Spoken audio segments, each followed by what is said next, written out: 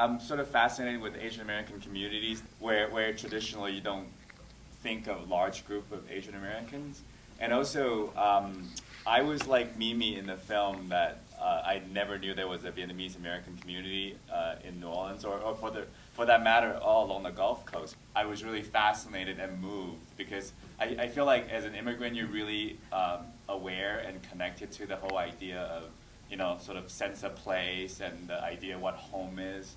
And so that really resonated with me, what they were trying to do, which is sort of protecting the home that now they have, even though for a long time they felt like they were guests in the country. But now the Katrina made them realize that, you know, this is actually our home, and if we want to keep it, we have to fight for it. I'm not a Roman Catholic, but I want to say that I really admired that Roman Catholic Church, the ministers, the priests, for the work they did, for what they did. That's exactly what a church should be doing, and I thank you for showing us that. Well, we couldn't agree more. For me, you know, the church in this community really was a you know, sort of incredible power for positive social change, and you know, I really do admire that as well. So, was this film originally going to be about the fighting against the landfill, or did it just kind of evolve in that after, you know, covering the Vietnamese community?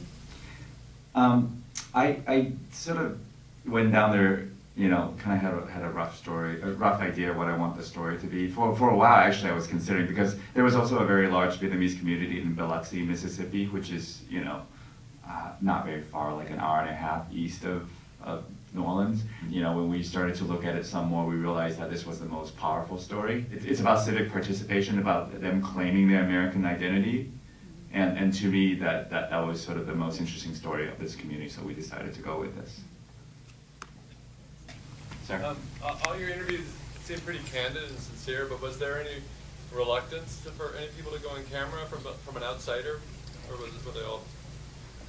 Well, Ray Nacin wouldn't talk to us. So, one of the things that we're really kind of lucked out on is that a lot of the folks that we end up interviewing were really articulate and were really expressive, you know, with their emotions, and they, you know, especially Father Vien, you know, he has this incredible charisma that I'm sure really came through. So, How long did your film take to make?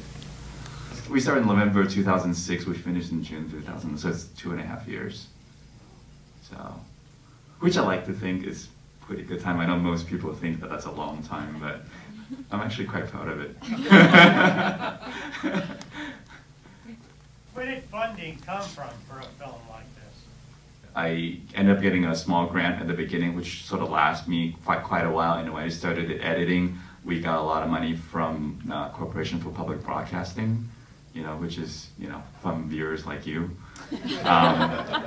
and which, you know, is really great. It's incredible support, and it's kind of winning the documentary lottery in a way, and which also means that our film will be broadcast on the PBS series Independent Lens next May. So please tell your friends and please look for it.